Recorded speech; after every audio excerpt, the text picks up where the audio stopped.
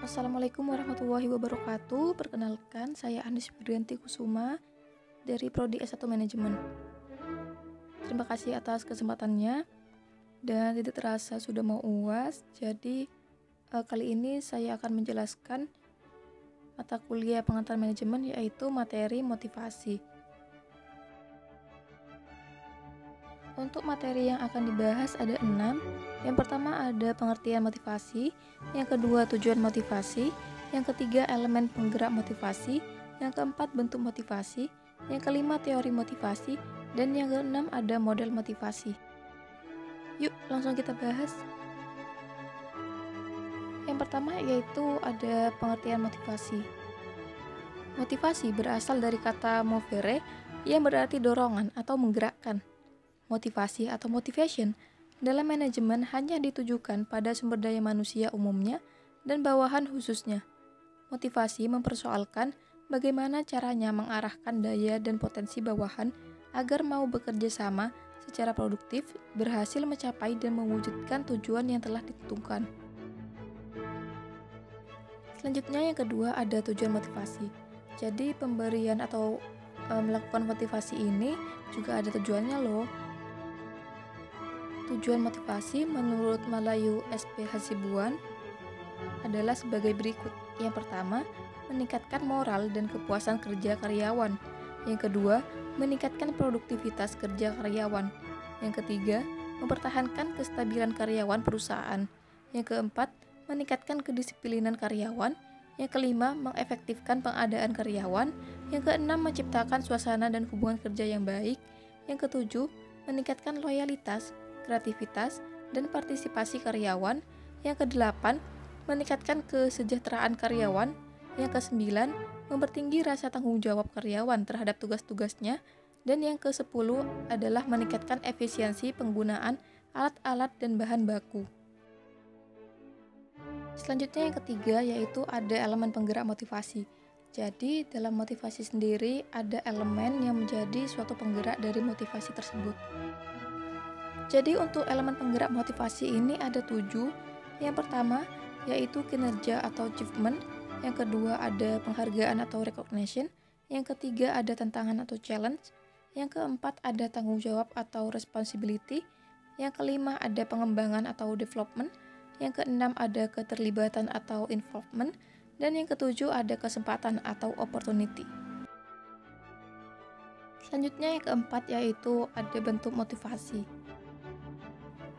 Jadi bentuk motivasi menurut Siswanto pada tahun 2005, pada umumnya bentuk motivasi meliputi 4 unsur utama, yaitu yang pertama, kompensasi bentuk uang. Kompensasi sebagai kekuatan untuk memberi motivasi selalu memiliki reputasi atau nama yang baik, dan memang sudah selayaknya demikian. Yang kedua, pengarahan dan pengendalian. Pengarahan maksudnya menentukan apa yang harus atau tidak untuk mereka kerjakan. Dan untuk pengendalian maksudnya menentukan bahwa tenaga kerja harus mengerjakan hal-hal yang telah diinstruksikan. Yang ketiga yaitu penetapan pola kerja yang efektif. A. Dengan memperkaya pekerjaan, yaitu penyesuaian tuntutan pekerjaan. B. Manajemen partisipasi, yaitu penggunaan berbagai cara untuk melibatkan pekerja. Dan C. Mengalihkan perhatian para pekerja dari pekerjaan yang membosankan. Dan yang keempat yaitu kebijakan, sebagai suatu tindakan yang diambil dengan sengaja oleh manajemen untuk mempengaruhi sikap atau perasaan para tenaga kerja. Selanjutnya yang kelima yaitu teori motivasi. Pada kesempatan kali ini ada 5 teori motivasi yang akan dijelaskan. Baik, untuk teori motivasi yang pertama yaitu teori motivasi dari Abraham Maslow. Teori motivasi yang dikembangkan oleh Abraham Maslow pada intinya berkisar pada pendapat bahwa manusia mempunyai 5 tingkat atau hierarki kebutuhan, yaitu A. Kebutuhan fisiologikal atau psychological needs. B. Kebutuhan rasa aman atau safety needs. C. Kebutuhan akan kasih sayang atau love needs. D. Kebutuhan akan harga diri atau esteem needs. Dan E. Aktualisasi diri atau self-actualization. Lalu untuk teori motivasi yang kedua yaitu teori motivasi dari McClellan. Dalam teori McClellan dikenal dengan teori kebutuhan untuk mencapai prestasi atau need for achievement, yang menyatakan bahwa motivasi berbeda-beda sesuai dengan kekuatan dan kebutuhan seseorang akan prestasi. Menurut McClellan, karakteristik orang yang berprestasi tinggi atau high achievers memiliki 3 ciri umum, yaitu yang pertama, sebuah preferensi untuk mengerjakan tugas-tugas dengan derajat kesulitan moderat. Yang kedua, menyukai situasi-situasi di mana kinerja mereka timbul karena upaya-upaya mereka sendiri. Dan yang ketiga, menginginkan umpan balik tentang keberhasilan dan kegagalan mereka. Selanjutnya, teori motivasi yang ketiga yaitu dari Clayton Alderfer. Teori Alderfer dikenal dengan akronim ERG. Akronim ERG dalam teori Alderfer merupakan huruf-huruf pertama dari 3 istilah, yaitu E-nya itu existence atau kebutuhan akan eksistensi, R-nya itu relatedness atau kebutuhan untuk berhubungan dengan pihak lain, dan G-nya itu growth atau kebutuhan akan pertumbuhan. Lalu untuk teori motivasi yang keempat yaitu teori motivasi dari Herzberg. Teori yang dikembangkan oleh Herzberg dikenal dengan model 2 faktor dari motivasi, yaitu faktor motivasional dan faktor hygiene atau pemeliharaan. Menurut teori ini, yang dimaksud faktor motivasional adalah hal-hal yang mendorong berprestasi dan sifatnya intrinsik, yang berarti bersumber dari dalam diri seseorang. Sedangkan yang dimaksud dengan faktor hygiene atau pemeliharaan adalah faktor-faktor yang sifatnya ekstrinsik, yang berarti bersumber dari luar diri yang turut menentukan perilaku seseorang dalam kehidupan seseorang. Selanjutnya teori yang kelima yaitu teori motivasi dari Victor H. Fromm.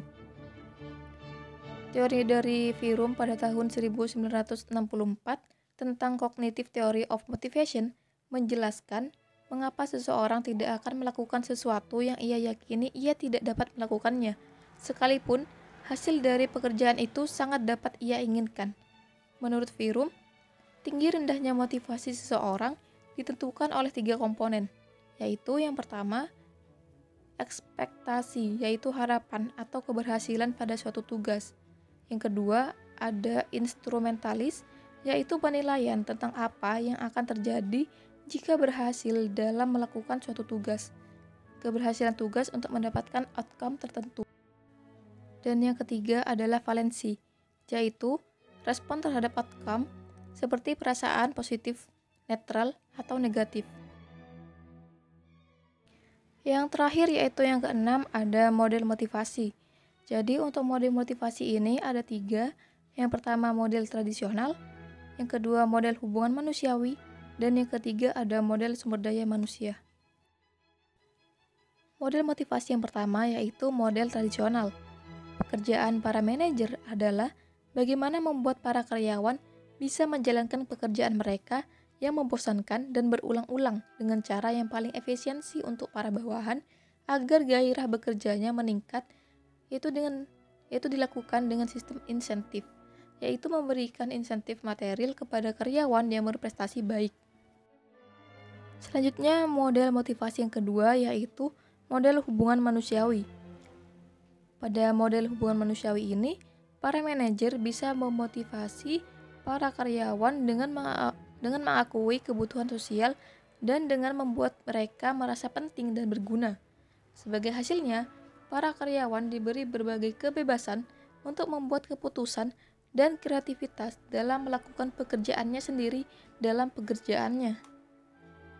Dan model motivasi yang ketiga yaitu model sumber daya manusia. Menurut model ini, untuk memotivasi bawahan dilakukan dengan memberikan tanggung jawab dan kesempatan yang luas bagi mereka untuk mengambil keputusan dalam menyelesaikan pekerjaannya. Motivasi gairah bekerja seseorang akan meningkat jika kepada mereka diberikan kepercayaan dan kesempatan untuk membuktikan kemampuannya. Sekian yang dapat saya sampaikan mengenai materi motivasi ini. Semoga bermanfaat bagi kita semua. Kurang lebihnya mohon maaf dan semoga bisa bertemu di lain kesempatan. Wassalamualaikum warahmatullahi wabarakatuh.